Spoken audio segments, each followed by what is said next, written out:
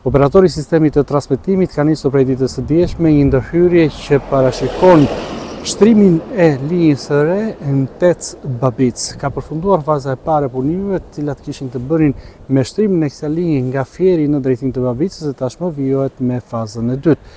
Gjithçka në kuadër të përmirësimit të furnizimit me energji elektrike, nëse në zona të caktuara nuk do të ketë për shkaqe të natyrës apo problematika të tjera furnizim me energji, menjëherë do të kalohet në linjën tjetër e cila është duke u implementuar gjatë ditës së sotme. Kjo ndërhyrje edhe me synimin për të përmirësuar furnizimin me energji elektrike në zonën e jugut të vendit, kryesisht gjatë sezonit turistik.